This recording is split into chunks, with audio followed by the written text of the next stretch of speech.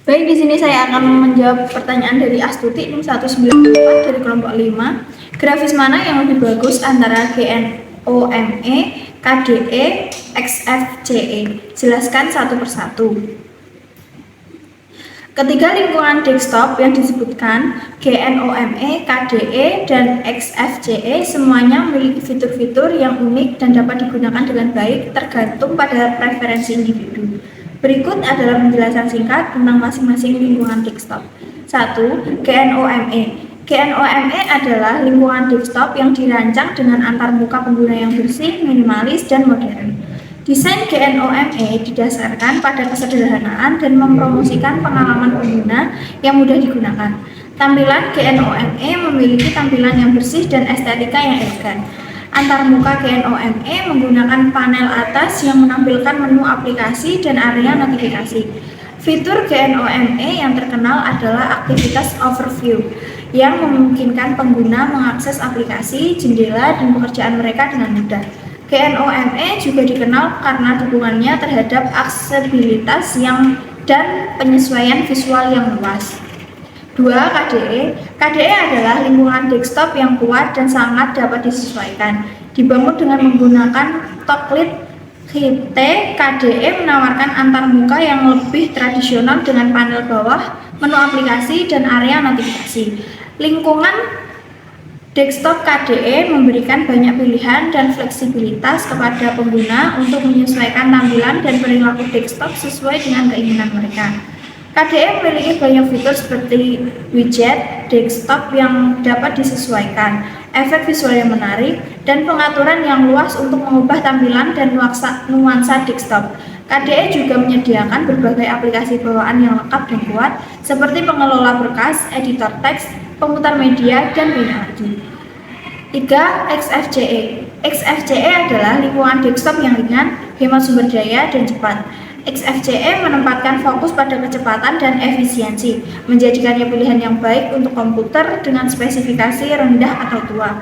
Tampilan XFCE terlihat lebih konservatif dan sederhana dibandingkan dengan GNOME dan KDE.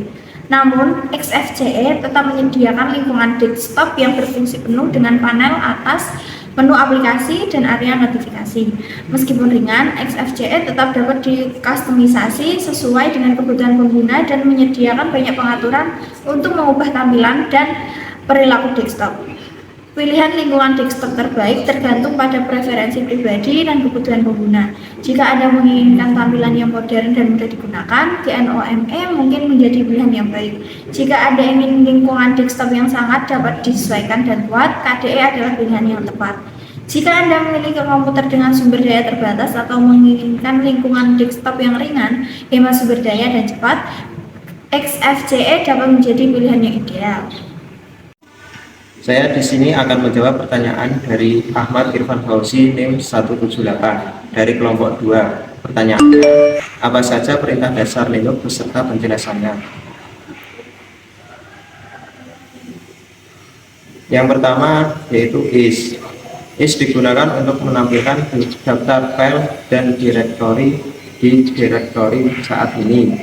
Yang kedua cd, digunakan untuk berpindah antara direktori, misalnya cd home username akan membawa Anda ke direktori home username.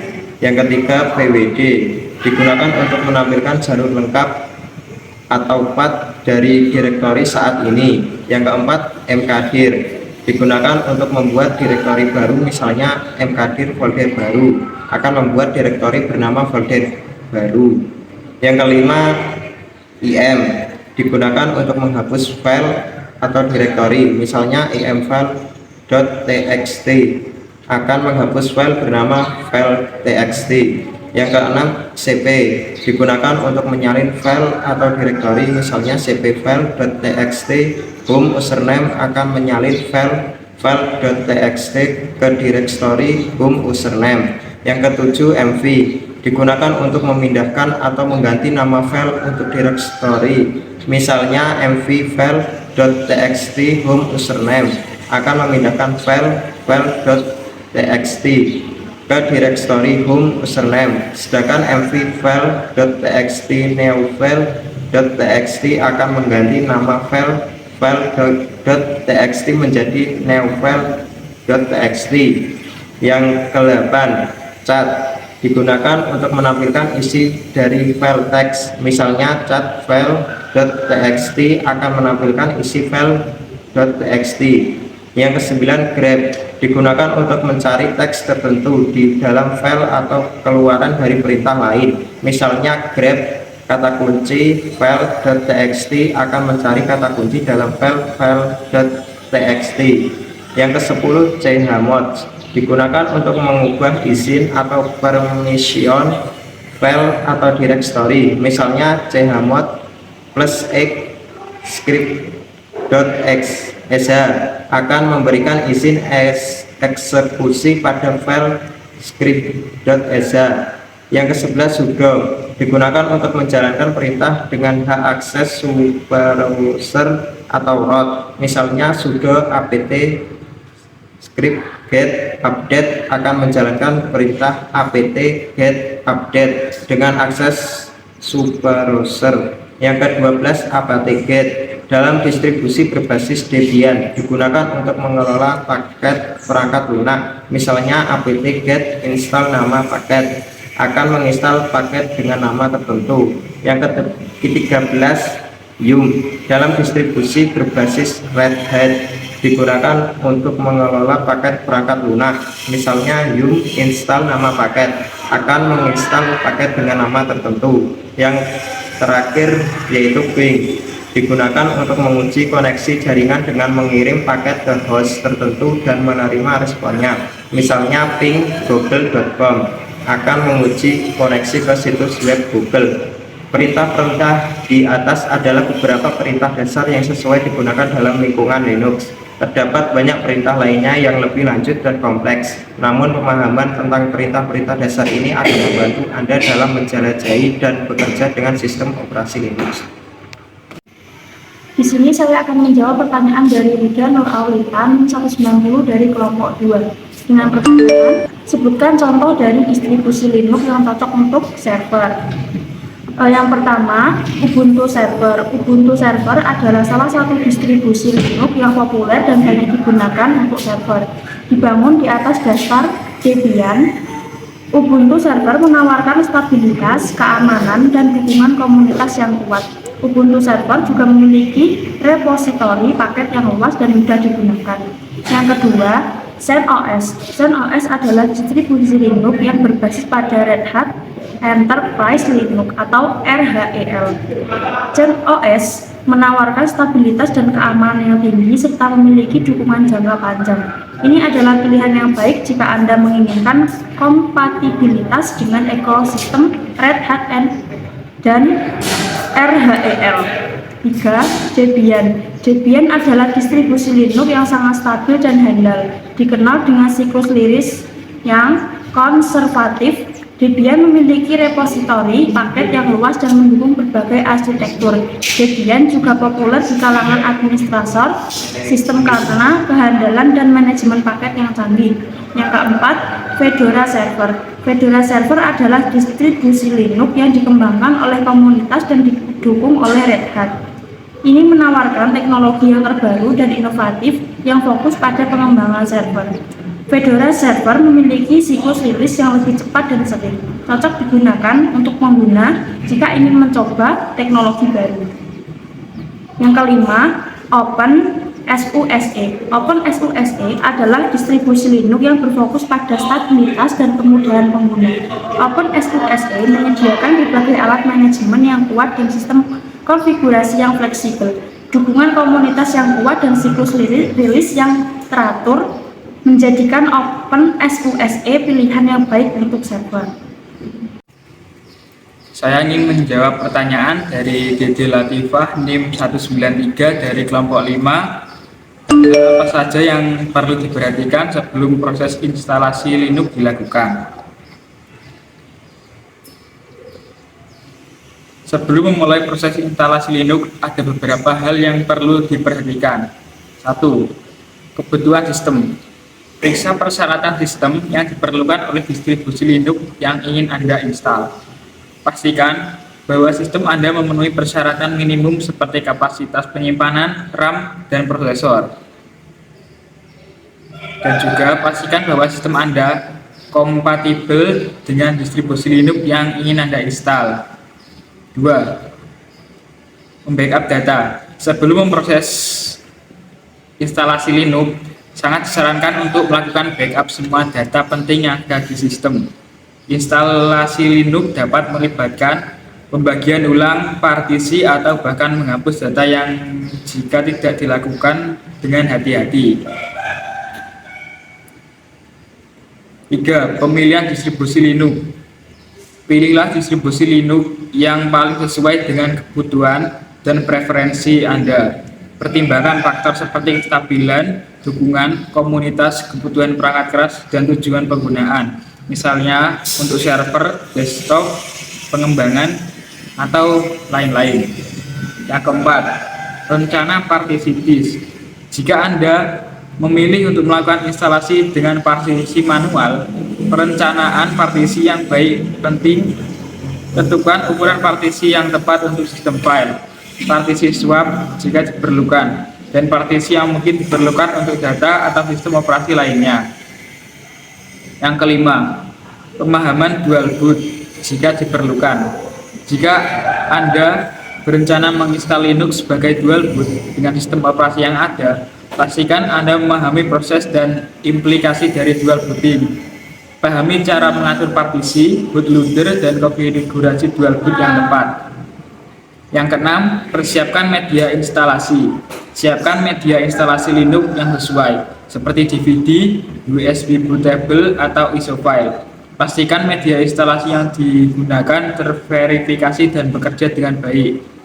Yang ketujuh, dukungan perangkat khusus. Jika Anda menggunakan perangkat khusus seperti printer, kartu grafis, atau perangkat jaringan, pastikan bahwa distribusi Linux yang Anda pilih mendukung perangkat tersebut.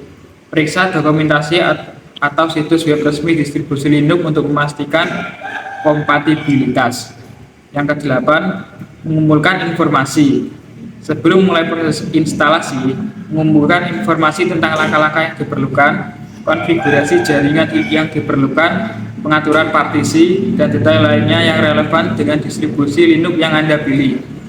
Yang kesembilan, membaca panduan instalasi. Baca dan ikuti panduan instalasi resmi atau dokumentasi yang disediakan oleh distribusi Linux yang Anda pilih. Panduan instalasi akan memberikan petunjuk langkah demi langkah tentang proses instalasi yang benar. Di sini saya akan menjawab pertanyaan dari Aris Wibowo, NIM 196 dari kelompok 1. Pertanyaannya, apakah Linux bisa digunakan smartphone Android?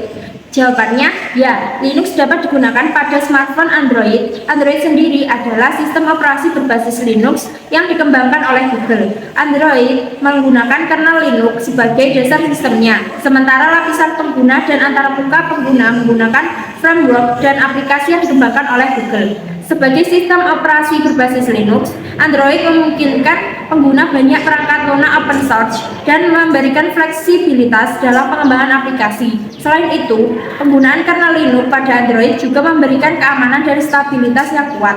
Meskipun Android menggunakan kernel Linux, perhatikan bahwa pengalaman pengguna dan lingkungan desktop Linux yang umumnya digunakan pada komputer desktop seperti GNOME, KDE, atau XFCE tidak langsung berlaku pada smartphone Android. Android menggunakan antarmuka pengguna yang dirancang khusus dan aplikasi yang dioptimalkan untuk perangkat seluler. Namun, jika Anda tertarik untuk menjalankan distribusi Linux lengkap pada smartphone Android Anda, ada beberapa proyek seperti Linux On, Android, atau Ubuntu Touch yang memungkinkan Anda untuk menginstal distribusi Linux penuh sebagai sistem operasi alternatif pada perangkat Android tertentu.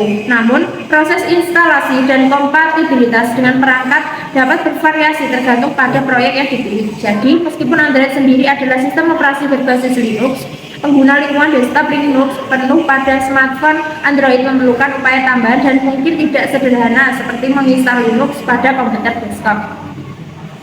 Saya akan menjawab pertanyaan dari Sadia, NIM 176 dari kelompok 3. Linux biasanya digunakan untuk apa saja? Linux memiliki banyak penggunaan yang dapat digunakan untuk berbagai tujuan. Berikut adalah beberapa contoh penggunaan umum Linux. 1. Server. Linux adalah pilihan populer untuk server dengan stabilitas, keamanan, dan fleksibilitasnya. Linux digunakan secara luas dalam mengoperasikan server web, database, aplikasi, dan layanan jaringan lainnya. Distribusi Linux seperti Ubuntu, Server, CentOS, dan Debian sering digunakan sebagai platform server. 2. Komputasi di cloud. Banyak penyedia layanan cloud seperti Amazon Web Service atau AWS, Google Cloud Platform atau GCP, dan Microsoft Azure menggunakan Linux sebagai dasar infrastruktur mereka.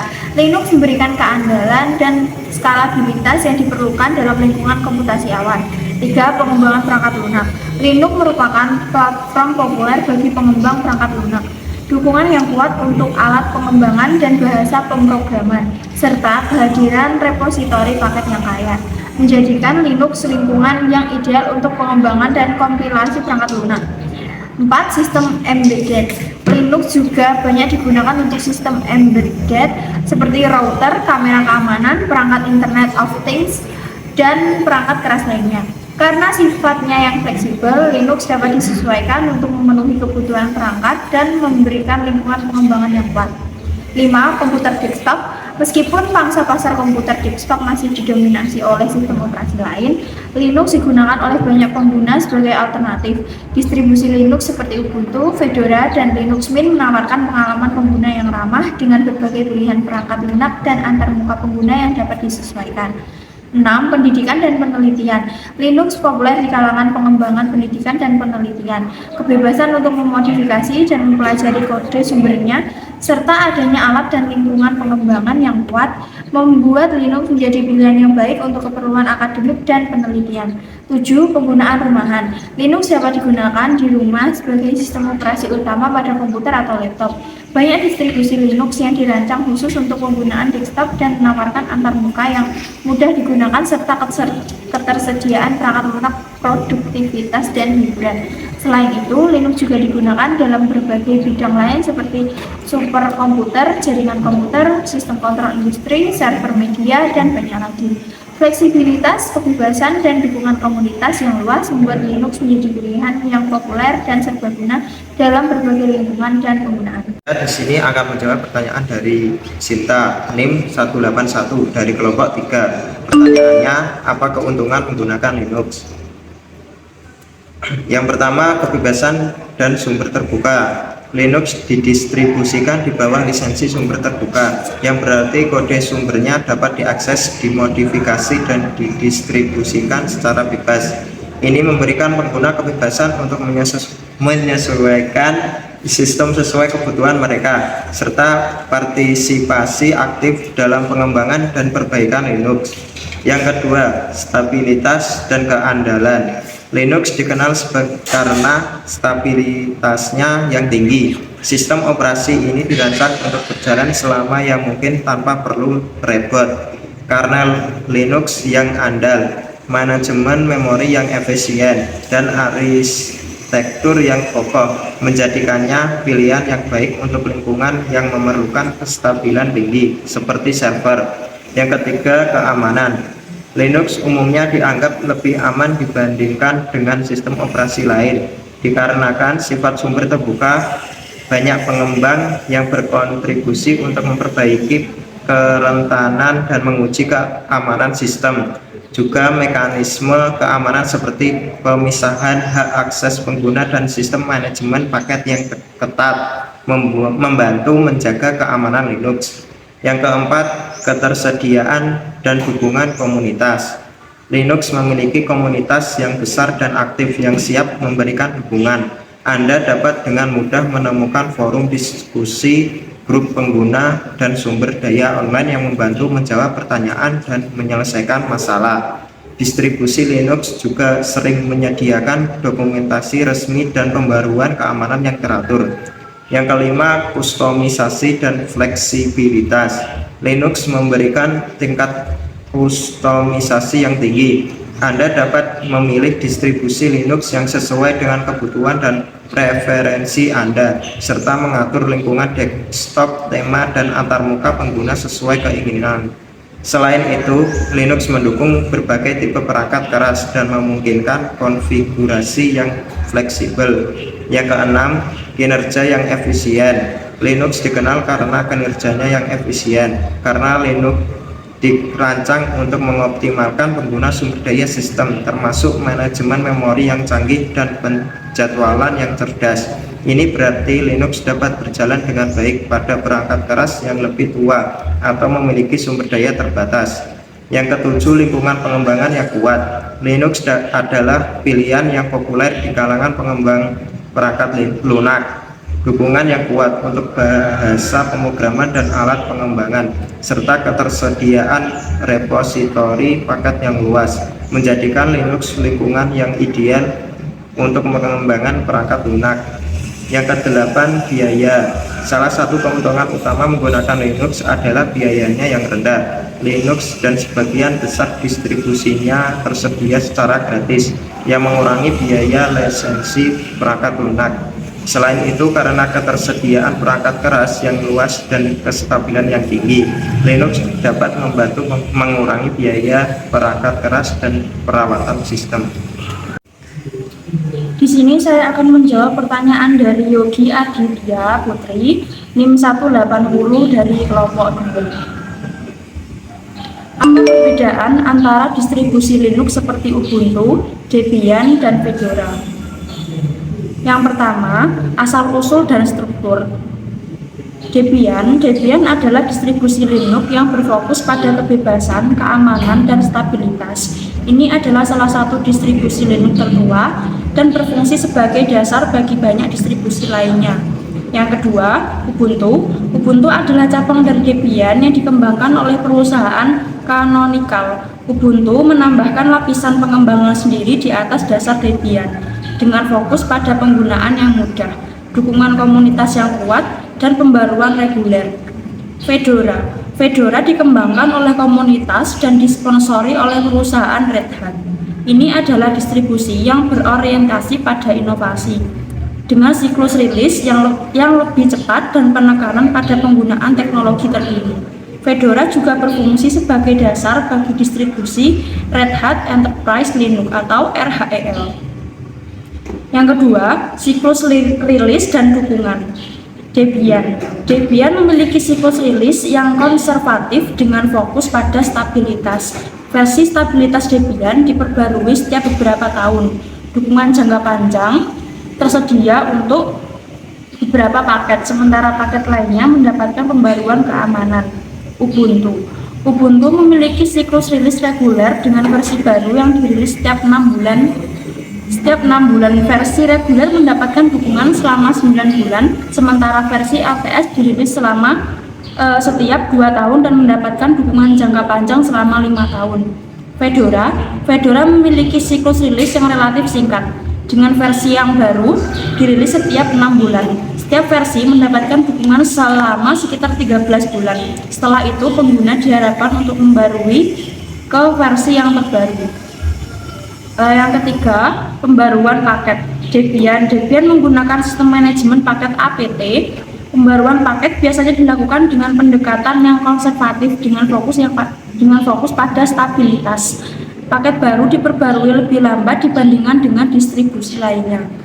Ubuntu juga menggunakan APT sebagai sistem manajemen paket, namun Ubuntu cenderung lebih cepat dalam memperbarui paket baru, terutama pada versi non-LTS. Untuk Fedora menggunakan sistem manajemen paket DNF.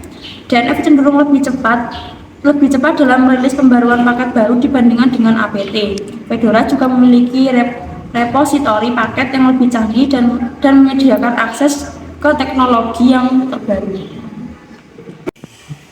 Di sini saya akan menjawab pertanyaan dari Isnanul Barok dari NIM 172 kelompok 1. Pertanyaannya, apa saja jenis-jenis Linux dan jelaskan perbedaannya? Jawabannya, ada banyak jenis distribusi Linux yang tersedia dan masing-masing memiliki perbedaan dalam hal tujuan, arsitektur, lingkungan desktop, filosofi, dan lain-lain. Berikut ini beberapa jenis distribusi Linux yang umum dan perbedaannya. 1. Ubuntu. Ubuntu adalah salah satu distribusi Linux yang paling populer. Ini dikembangkan dengan fokus pada penggunaan desktop dan penggunaan awam. Ubuntu menawarkan antarmuka pengguna yang intuitif, instalasi yang mudah, dan dukungan komunitas yang kuat. Selain itu, Ubuntu juga menyediakan versi server yang populer. 2. Debian. Debian adalah salah satu distribusi Linux tertua yang masih aktif menjadi dasar bagi banyak distribusi lain. Debian memiliki reputasi yang kuat dalam hal kebebasan, keamanan, dan stabilitas. Ini berfokus pada penggunaan server dan merupakan pilihan yang baik bagi pengguna yang lebih mahir secara teknis. 3. Fedora. Fedora adalah distribusi yang dikembangkan oleh komunitas dengan dukungan dari Red Hat. Ini dirancang untuk inovasi dan mendukung teknologi terkini. Fedora memiliki siklus rilis yang lebih cepat dibandingkan dengan Debian atau Ubuntu dan sering digunakan untuk pengembangan dan pengguna desktop yang mencari lingkungan yang lebih maju. Yang keempat, CentOS. CentOS adalah distribusi yang dikembangkan berdasarkan kode sumber Red Hat Enterprise Linux atau RHEL. Itu memiliki fokus pada stabilitas dan keandalan, membuatnya populer di lingkungan server. CentOS sangat cocok untuk pengguna yang membutuhkan hubungan jangka panjang dan kompatibilitas dengan RHEL. Yang kelima, Arch Linux. Arch Linux adalah distribusi yang dirancang untuk pengguna yang lebih mahir secara teknis dan suka melakukan kustomisasi. Arch Linux menawarkan pendekatan yang lebih DIY atau dilakukan sendiri dan menyediakan repositori paket yang komprehensif dan up-to-date.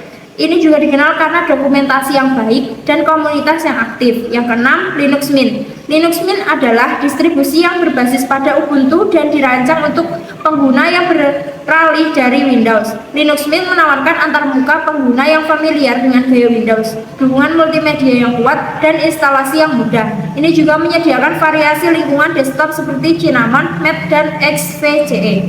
Yang ketujuh, OpenSUSE. Coba, oh rajin SUSE. Itu maksudnya Mbak Bujedala. Yang ketujuh, OpenSUSE. OpenSUSE. 1, 2, 3. Yang ketujuh, OpenSUSE. OpenSUSE adalah distribusi yang dikembangkan oleh komunitas dan didukung oleh SUSE. Ini menawarkan keseimbangan antara stabilitas dan inovasi dengan fokus pada pengguna server dan desktop. OpenSUSE juga terkenal dengan alat konfigurasi yang kuat dan dukungan yang baik untuk virtualisasi. Perbedaan lainnya antara distribusi Linux dapat termasuk dukungan perangkat keras, kebijakan manajemen paket, siklus rilis, keamanan, filosofi desain, dan lingkungan desktop yang disertakan. Pemilihan distribusi Linux yang tepat tergantung pada kebutuhan dan preferensi pengguna. Apakah itu untuk penggunaan desktop, pengembangan perangkat lunak, server, atau lingkungan khusus lainnya? Sudah. Saya akan menjawab pertanyaan dari Syahrul. Apakah Linux masih berguna dan efektif pada 40 tahun ke depan? Jawab, berguna dan efektif tidaknya Linux pada 40 tahun ke depan tergantung pada Linux itu sendiri.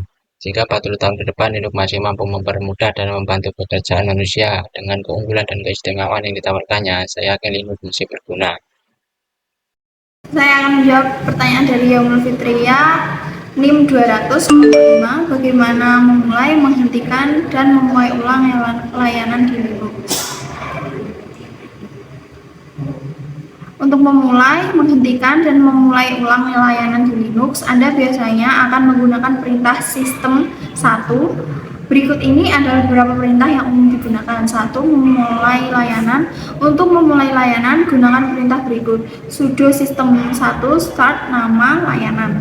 Misalnya, jika Anda ingin memulai layanan Apache Web Server, perintahnya adalah sudo system 1 start Apache 2.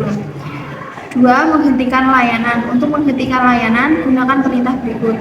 Sudo system 1 stop nama layanan. Misalnya, jika Anda ingin menghentikan layanan Apache Web Server, perintahnya adalah sudo system 1 stop Apache 2. 3. Memulai ulang layanan. Untuk memulai ulang layanan, gunakan perintah berikut.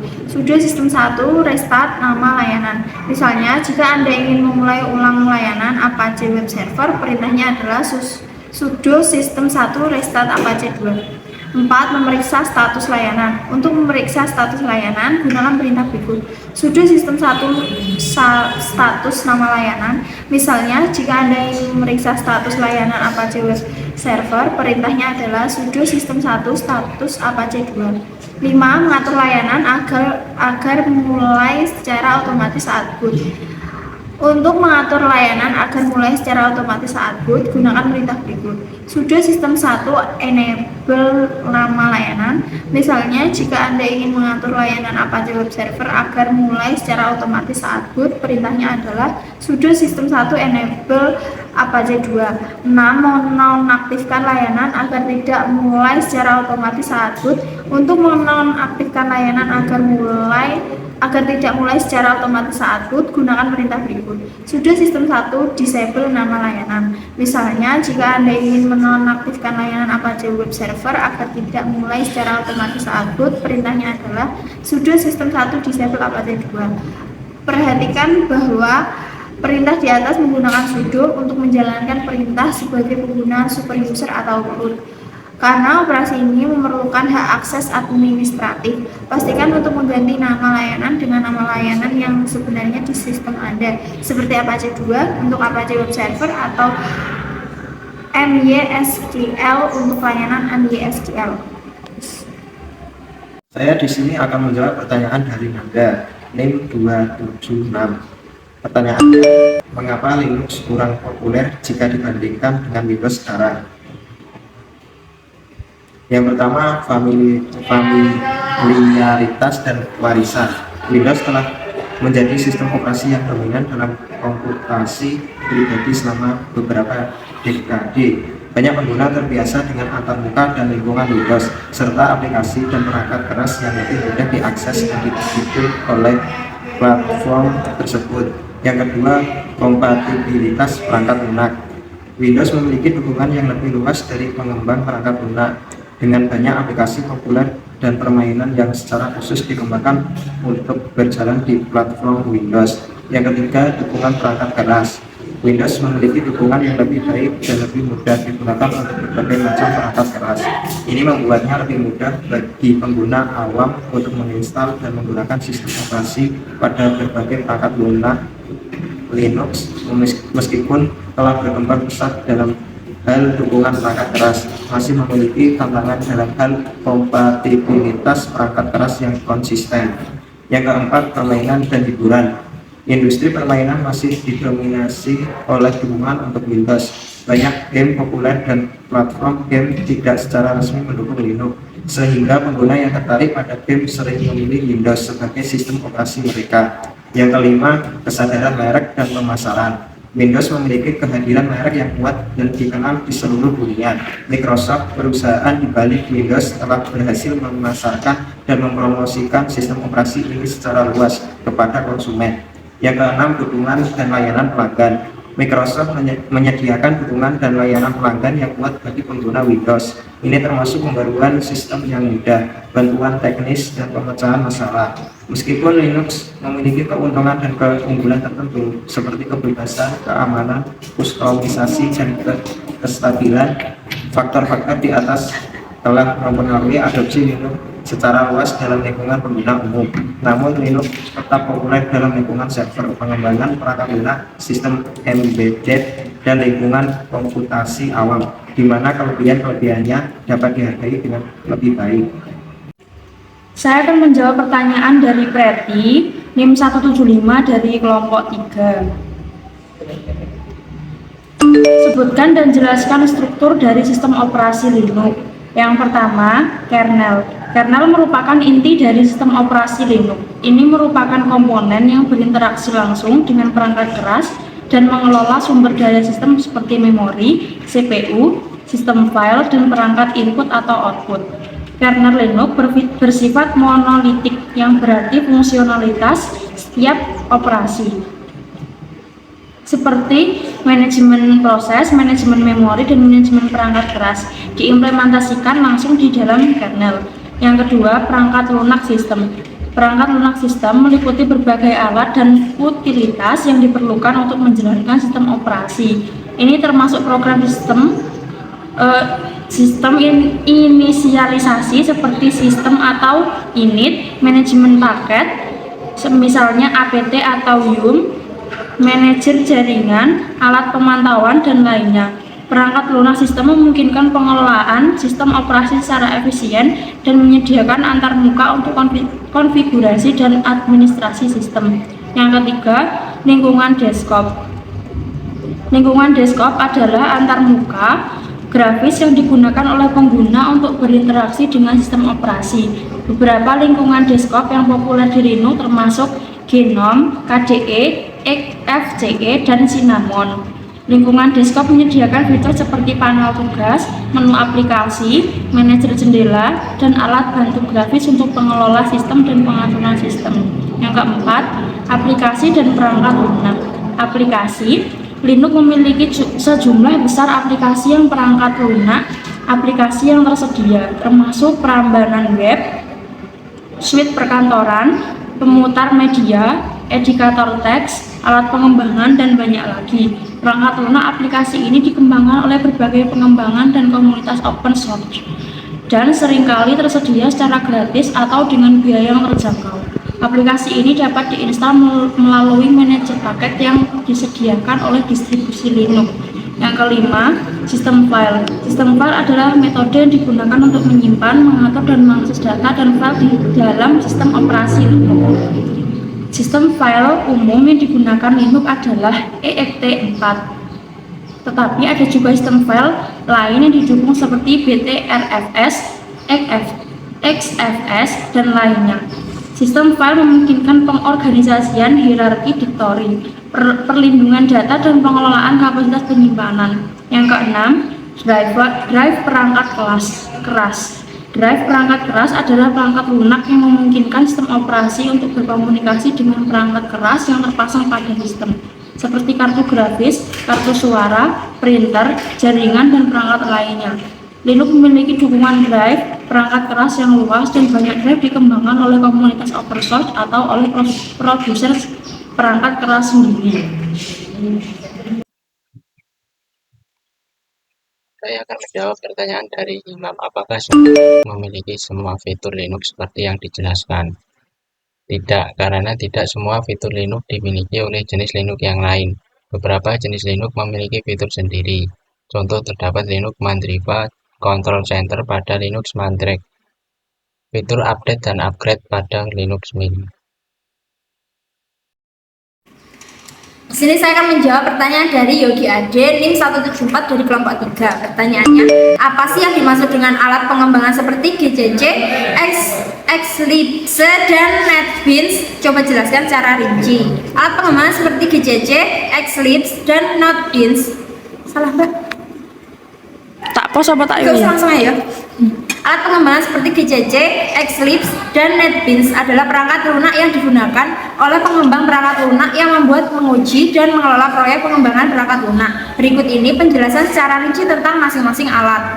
1. GCC atau GNU Compiler Collection. GCC adalah kompiler yang kuat dan luas yang digunakan untuk kompilasi dan menghasilkan eksekutabil dari kode sumber program. GCC adalah proyek perangkat lunak bebas dan sumber terbuka yang dikembangkan oleh proyek GNU. Yang kedua, Eclipse. Eclipse adalah lingkungan pengembangan terintegrasi atau Integrated Development Environment atau IDE. Yang populer, ini menyediakan berbagai fitur dan alat untuk membangun, menguji, dan mengelola proyek perangkat lunak. Yang ketiga, NetBeans. NetBeans adalah IDE yang kuat dan populer yang dikembangkan oleh Oracle Corporation. NetBeans mendukung bahasa pemrograman seperti Java, C atau C++, PHP, dan HTML5. IDE ini menyediakan fitur-fitur seperti penyelesaian kode otomatis, debugging, manajemen proyek yang terintegrasi, dan antarmuka penggunaan yang intuitif. Alat pengembangan ini dirancang untuk membantu pengembangan perangkat lunak, meningkatkan produktivitas, mengelola proyek, dan menyediakan fitur yang diperlukan untuk pengembangan aplikasi yang kompleks. Mereka memungkinkan pengguna untuk menulis, menguji, dan memecahkan masalah dalam kode sumber dengan cara yang lebih efisien dan terstruktur. Setiap alat memiliki fokus dan fitur yang sedikit berbeda, sesuai dengan bahasa pemrograman yang mereka dukung dan kebutuhan pengembangan yang berbeda. Saya ingin menjawab pertanyaan dari Rizky Wahyu Saputro, NIM 195 dari kelompok 1. Tolong jelaskan fitur keamanan yang digunakan Linux secara detail supaya data kita tetap aman. Yang pertama, hak akses penggunaan dan kelompok. Linux menggunakan model hak akses yang kuat dan fleksibel. Setiap file, direktori, dan proses memiliki hak akses yang ditentukan untuk pemilik, grup, dan pengguna lainnya. Yang kedua, multi pengguna dan multi tugas. Linux dirancang sebagai sistem operasi multi pengguna, yang berarti beberapa pengguna dapat menggunakan sistem secara bersamaan. Setiap pengguna memiliki akun terpisah dengan hak akses yang ditentukan. Selain itu, Linux mendukung multi tugas yang memungkinkan berjalannya banyak proses secara bersamaan dengan isolasi satu sama lain. Yang ketiga, pembatasan sumber daya. Linux menyediakan mekanisme untuk membatasi penggunaan sumber daya seperti CPU, memori, dan bandwidth jaringan. Yang keempat, sistem file yang aman. Linux menyediakan sistem file yang aman dengan dukungan untuk enkripsi dan otorisasi akses. Fitur seperti penggunaan hak akses, atribut aman, enkripsi file system, dan kontrol integritas file membantu melindungi data dari akses yang tidak sah atau perubahan yang tidak diotorisasi. Yang kelima, firewall dan pengaturan jaringan. Linux memiliki fitur bawaan seperti if-tables atau nf-tables yang memungkinkan konfigurasi firewall yang kuat untuk melindungi sistem dari serangan jaringan dan mengatur lalu lintas jaringan yang masuk dan keluar. Yang keenam, pembaruan keamanan dan manajemen paket. Distribusi Linux secara teratur mengeluarkan pembaruan keamanan untuk melindungi sistem dari kerentanan dan ancaman baru. Manajer paket yang ada pada Linux memungkinkan pengguna untuk memperbarui perangkat lunak secara konsisten dan mudah. Yang ketujuh, audit dan pemantauan sistem.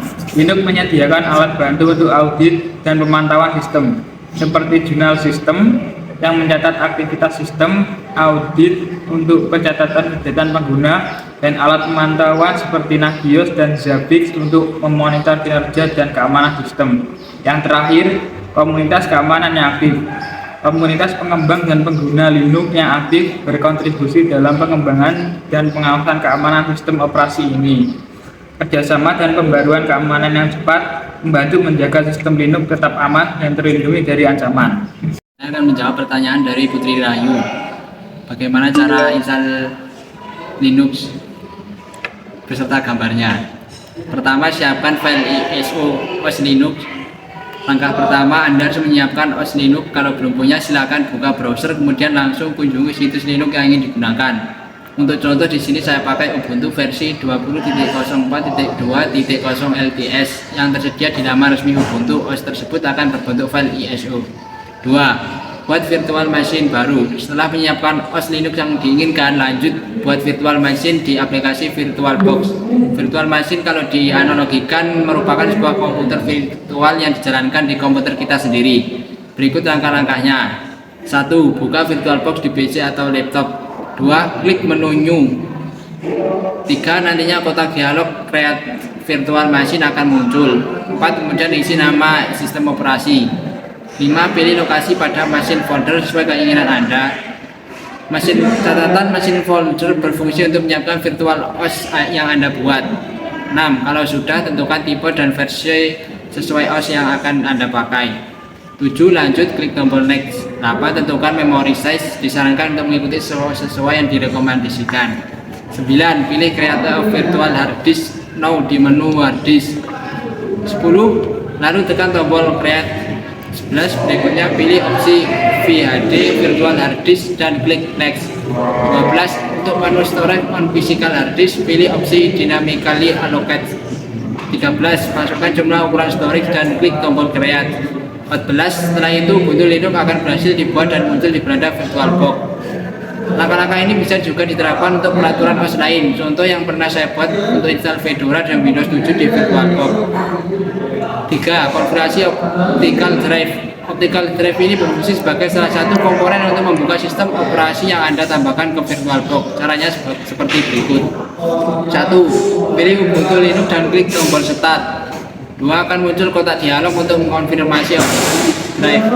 3. Silahkan klik tombol folder. 4. Kemudian klik tombol add untuk menambahkan optical disk drive baru. 5. Cari sistem operasi yang akan Anda gunakan lalu klik tombol open. 6. Pilih OS yang dipakai dan tekan tombol choose. 7. Klik tombol start. 4. Install Linux. Nah, ini langkah terakhir. Linux sudah berhasil dipasang. Sekarang ketika boot ke Linux, Anda tinggal melakukan instalasi awal saja. Caranya, pertama, tunggu proses booting Linux selesai. Kemudian klik tombol install Ubuntu. Pada keyword layout, pilih English. Lalu klik tombol continue. Setelah itu pilih opsi normal installation pada updates and other software. 6. Pada other option, centang opsi download update while installing Ubuntu.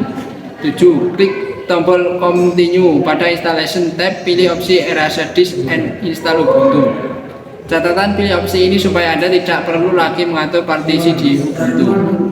Lalu klik tombol install now. Sekarang silakan masukkan lokasi Anda dan klik tombol continue.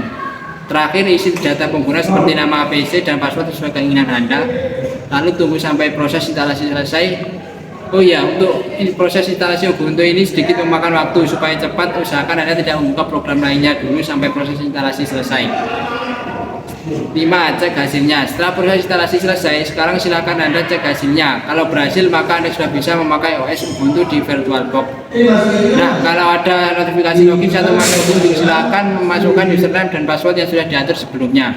Demikian pembahasan mengenai cara install Linux Ubuntu di VirtualBox. Sekali lagi, bukan hanya Ubuntu, Anda bisa memasang semua jenis Linux dengan langkah-langkah yang sudah dijelaskan ini. Secara garis besarnya tidak jauh beda.